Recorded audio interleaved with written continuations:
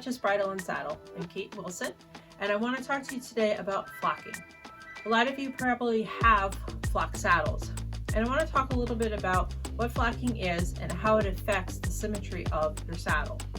Very often people will call me and say, oh, someone said, or my trainer said, or my vet said that the tree of my saddle is crooked because it doesn't sit level on my horse. The tree itself is actually affected by the way it sits on the flocking. Flocking can become compressed over time and go a little asymmetrical as it takes the shape of an asymmetrical horse, or you yourself as a rider are crooked. So I have a saddle here today that I need to make more symmetrical in its flocking, and I wanted to show you the before and after effects of how an asymmetrically compressed flocked panel can affect how things look. So to understand how the flocked panel interacts with the tree, I actually have a tree and I also have a flocked panel. So sometimes people are not sure whether or not they have a flocked saddle. So this particular type of construction usually means that you have a flocked panel. And what I mean by construction is the panel is all one unit. It's bridged in the front, it's bridged in the back. And it creates an envelope through this area in which the fluffy stuff, and this is the flocking, is put. So this is the soft interface between the horse's back and the seat on which the rider sits. So if we put the panel on the horse, and then we put the tree on top of that, that's how that sits together.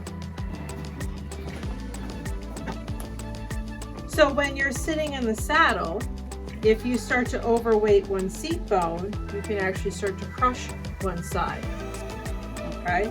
So it's not so much the tree itself is becoming crooked, it's the material underneath the tree that's becoming crooked. So that's the part that we're focusing on today. So the complaint from the rider in the saddle is that they feel like they're being dragged off to the right-hand side of the horse. So the panel on this particular saddle, you can see from the back end, if I put my hands in the place where the seat bones are,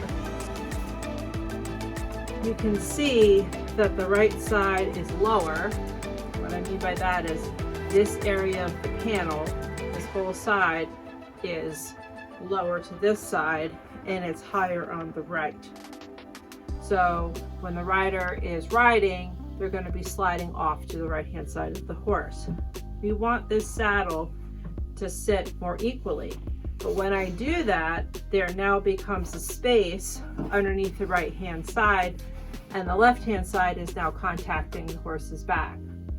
Because of this unlevelness, it's not going to stay here. It's going to want to drift to the side that's lower, and the side that's sitting up higher is thicker. So when you have a side that's thicker, it's going to sit up higher. When you have a side that's thinner, it's going to sit lower. So the goal here is to even this out, so when the seat bone pressure is applied, this is equally supported in the back. So I'm going to start with the side that's lower, and it may not be easy from this angle, but when I actually press my fingers into those areas, this side compresses farther down than this area. And of course, this is my left hand, this is my right hand. This is the left side of the saddle, this is the right hand side of the saddle. You have to flip it visually, all right? So I'm going to actually start with the right hand side because this is the more compressed side. So in most flocked panels, there are typically already holes cut in the panel to access the interior. I'm doing what's called spot flocking. I'm just correcting a spot of the panel. You can take the entire panel off to do bigger reflocking jobs where we take all the flocking out, put all new flocking in, and then reattach the panel to the saddle. But we're not doing that today. We're just simply accessing this back hole to flock this area a little bit more densely. So I have a curved metal rod type instrument, so flocking iron. I'm also going to use this heavyweight pounder called a smasher. This one's made out of iron, so it's very, very heavy. And I also have a ball of roving that we're going to use to put inside of the panel.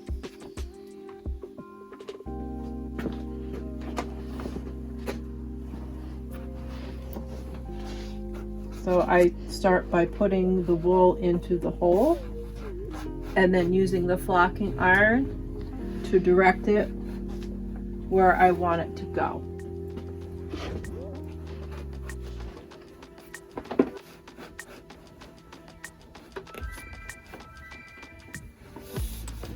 And then I use the heavyweight smasher to tamp down in the area that I just added.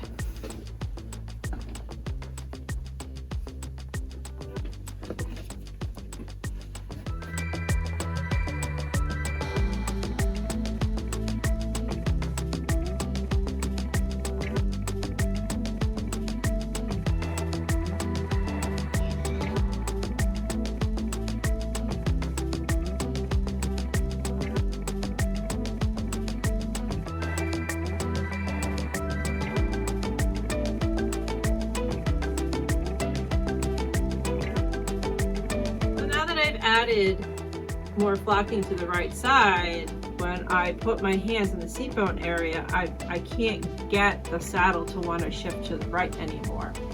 I could force the issue and really do that, but you can see how much effort that takes. But just even with a little bit of pressure, you can see it wants to stay level. So the moral of the story is, if you have a flocked panel or riding a saddle that has any flocking on the underside, is you need to get it periodically checked and make sure that it is symmetrical before blaming the tree about being asymmetrical.